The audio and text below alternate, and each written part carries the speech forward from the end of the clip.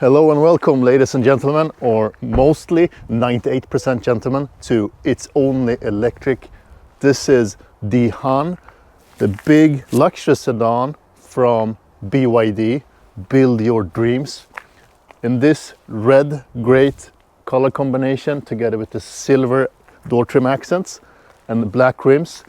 It's running on 19-inch wheels, 245, 45 R19. Both in the front and in the back. It is running on BYD's own famous blade battery technology. So it is a LFP blade battery with a gross capacity of 85.4 kilowatt hours and a net capacity of around 82 or 83 kilowatt hours. So it is a fairly big battery, and it actually translates into a range of 521 VLTP kilometers. That's good.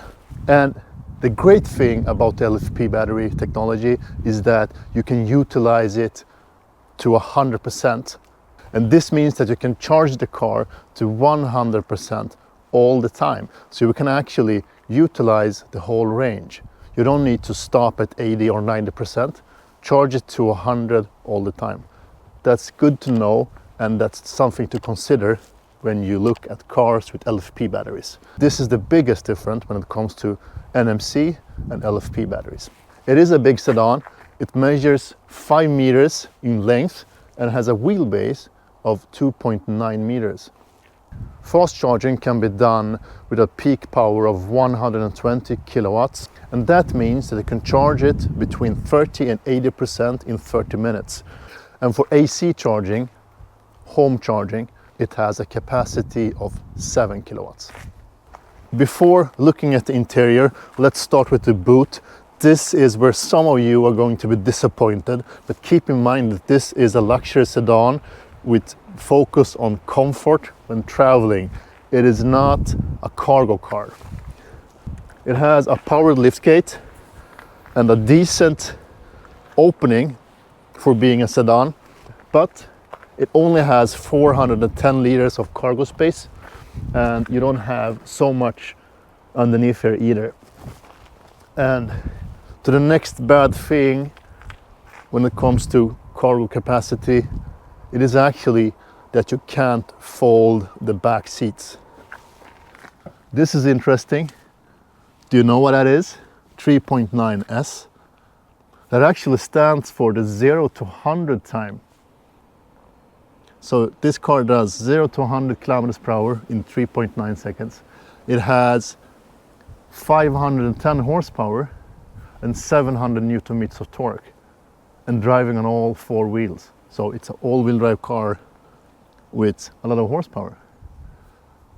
In my next video, I'm actually going to try and see if I can achieve that 0 to 100 time. I mean, they're stating it on the badge, so it seems to be important. Let's try. It feels that they have put a lot of time into the interior of this car.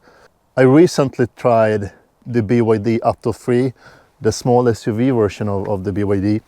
This is a lot more sophisticated and classy. The BYD ATTO 3 is a lot more playful. I like this interior. When you look at the inside of the door trims, it is a lot of soft touch materials. On the top you have leather inlets and some kind of black ash wood inlet, together with this expensive looking speaker cover. It is a Dun Audio speaker system with 12 speakers, so it's a good sound system. In the middle of the door you have another big part of leather inlet, and actually very good feel to the control buttons of the power windows and child lock system. On the part below, it is hard plastic, as in almost all other cars. I have seen other journalists complaining about headroom, but after my adjustments of the seat, I have a fist left of headroom before I hit the headliner, and I'm 6.3 or 193 centimeters tall, so works good for me. So I don't agree with that statement. The seats are ventilated and heated on all 4 positions. You don't have any thigh support or extension. That's sad.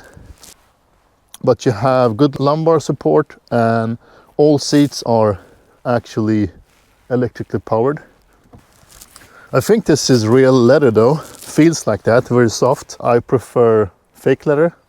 The comfort in the seats are actually good. I like the seats. There is kind of a good side support, bolster support for your back. It's not sport seats, but it's still somewhere in between sport and comfort. One sad thing though is that you can't adjust the headrests of the seat, but they are very softly cushioned, so they are comfy to lean back on. The HAN is equipped with heat pump for extending the range during winters, and also some kind of a air purifier for filtering out bad things and pollution in the air before blowing it into the cabin. So clean air in the cabin is on a great focus for BYD. A nice and tidy steering wheel with the big BYD logo in the middle. Real buttons, no haptic buttons, with real travel and feedback. Voice steering, phone control, switching modes, navigating the menu, volume, skipping source and songs. The D-Pilot functionality to the left with 3D view, camera system activation, backup camera. Now it's actually showing the front camera. So we can control the cameras here, and also activating and deactivating the D-Pilot, the lane assist functionality, distance to the cars in the front, and also decrease and increase the speed of the autopilot or the D-Pilot. In front of the steering wheel you have a 12.3 inch instrument cluster, well positioned and actually perfectly positioned, so I see the complete screen when looking at it through the steering wheel opening. To the right there is a big media screen, 15.6 inch. This is clearly running on Android Automotive, which you can rotate, so manual rotation. And you may wonder, why should I use the screen in a vertical mode? And I can actually tell you why. It is easier to reach the edges of the screen while driving in vertical mode than it is in horizontal mode. In horizontal mode, some things may be a bit far away. I can reach it, but it's still a bit harder to reach than in vertical mode. Let's have a quick walkthrough of the screen functionality. To the left you have this car symbol, and that's actually all the settings for the car. So you have settings called D-Link. That's more of the BYD's own settings that they call D-Link. And there you can find everything about data, Wi-Fi connectivity, hotspot, Bluetooth switching. The audio settings, and as I mentioned earlier, this car is running the DIN Audio 12 speaker sound system. It is a good sound system. You can adjust the different volumes here. And then you have the display settings. Currently I'm running the light theme that shows better on the camera, but I actually always prefer dark themes. Looks better, matches the car better, feels more sophisticated. Just to make it easier for you guys to see, I'm switching it to light mode. You can also upgrade the software over the air. Now it's running the latest firmware, so no updates for the moment. Here you have the application settings, and you can, here's actually one of the biggest traces of Android. You can use this as a tablet almost. Let's go to the D-Pilot section. This is the bundle of products, software products for autonomous driving and safety. The first setting is the ADAS setting, where you can activate and deactivate the intelligent cruise control. The specific driving assist functionalities like lane assist support, LSS, HMA, I don't know what it is, but it is, okay, that high beam assistant, so we can also switch on and off the high beam assistant. Active safety functions, autonomous emergency braking, the adjustment of late, moderate and early, depending on what you like. I'm running it on moderate. Front cross traffic alert, front cross traffic braking, blind spot assist, like door opening warnings, real collision warnings, etc. You can switch it on and off. ESC, you can manually switch ESC off. And then you have the parking assistance menu, where you can activate and deactivate the parking sensors, but also navigate to the panoramic view. So this is the parking assistant view, where you see the car from above, and you can actually choose the specific camera you want to use for your view and liking. Backup camera, right side, left side, and a camera at the low front of the car. Clear and crisp images, feels like a good and high resolution. You also have kind of a 3D view where you see the car, and it actually looks very good. They have done a great job integrating all the cameras, because it actually resembles the environment in a good way. This is the starting screen, or the home screen, where you have some widgets on your desktop. One widget for navigation, Spotify and dub. I think you can change and update these depending on your favorites. You also have like the application drawer with all the things here. You have a camera. Let's see if that works. Okay, privacy filter. Yeah, that's me. So I can take photos of myself and actually record myself. I can record myself recording myself. So it's kind of an infinity loop. Yeah. Let's close that privacy filter again and close that application. So as you see, if you're used to Android, it's easy to learn.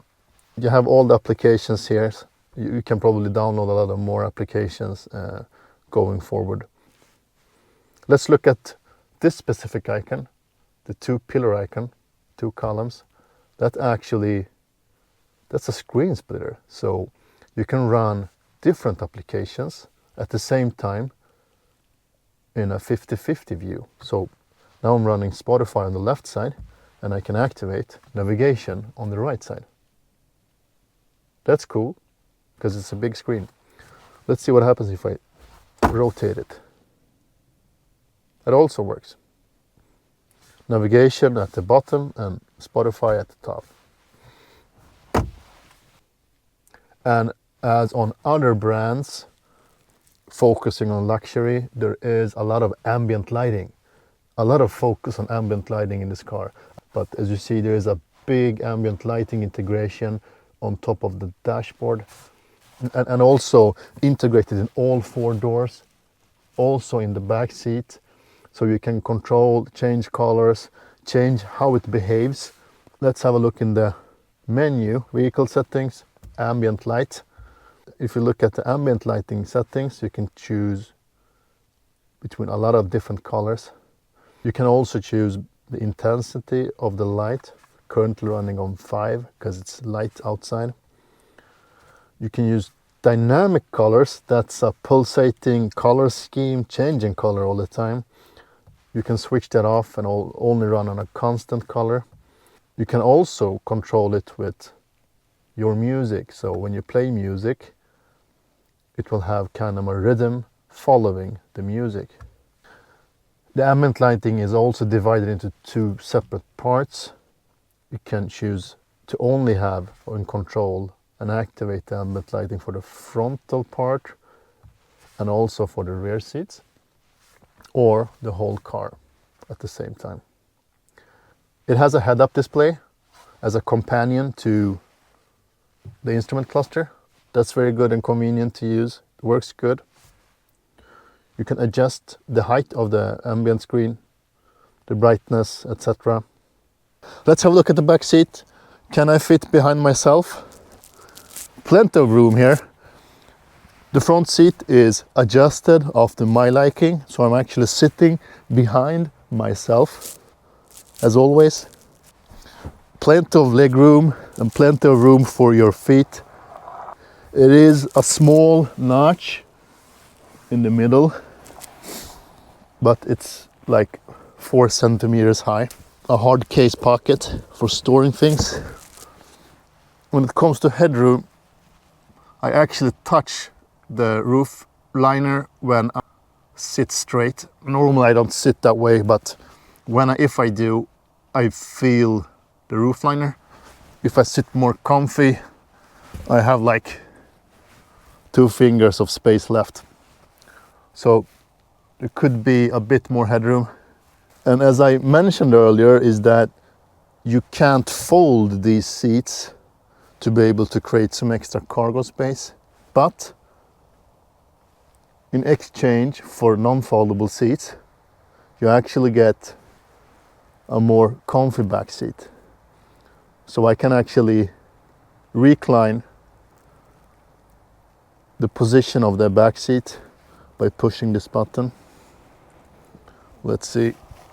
Now it is in the most comfortable and backward leaning position. That's good. I can almost sleep here. It's nice. The seats are soft. It feels good. And what would a luxury sedan be without a rear passenger screen? This is a 7-inch passenger screen with a lot of functions. You can control ventilation, cabin temperature, open and close the sunroof, seat heating, seat ventilation. You can even control things like the sound system, the source, the volume, and also the ambient lighting. You can even control the front passenger seat to be able to create and give you some more legroom. I'm now sitting in the car and driving it. Let's see how it drives and how it feels. This is actually the second day I have the car, so I have been driving it for a while. And I'm going to walk through the different and try the different drive modes. The drive mode selector is actually placed conveniently in the middle console. You have a hard button where you push forward to switch between the drive modes. There is a couple of different drive modes. As usual, you have a normal, that's probably the comfort mode, eco mode, and a sport mode. So you have 3 different modes. So let's start with the normal mode and see how that feels. It's a silent car. The suspension feels on normal or standard, it is pretty soft. It's leaning a lot when taking sharp corners. So a rough road in normal mode / comfort mode, driving on gravel and a bit uneven surfaces.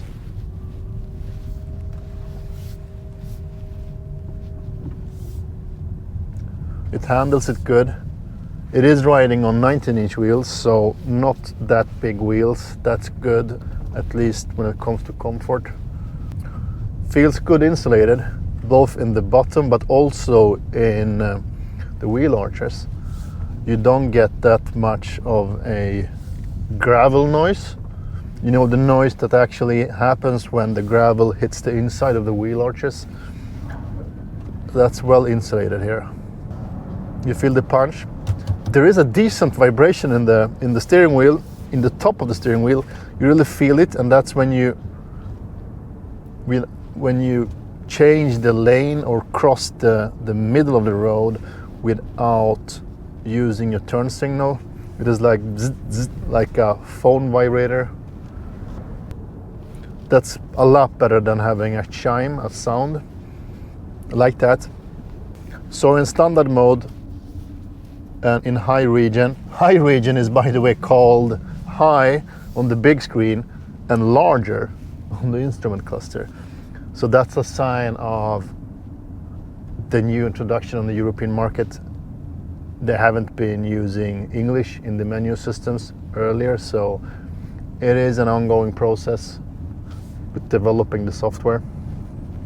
There is, for instance, no application phone app yet. It's under development for the European market, but it's on its way. Let's switch to sport mode.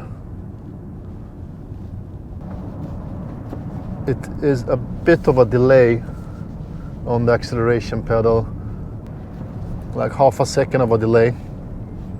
It is not as immediate as other cars I have tried. This is one of the slower ones when it comes to reaction time from the motor, the drivetrain. The drive modes doesn't seem to, at least not actively, change the suspension and the steering wheel modes. You need to change it manually. That's strange. So now I have everything in sport: brake assist, steering mode, and active suspension. It's all set to sport. Let's see how it behaves when we come back to the bigger road. This is also rough roads, and on sports mode feels a bit more stressed. It is a bit more harsh, as it should be, of course, but you feel the difference. Let's try over some potholes. I want to try those in comfort and see what happens.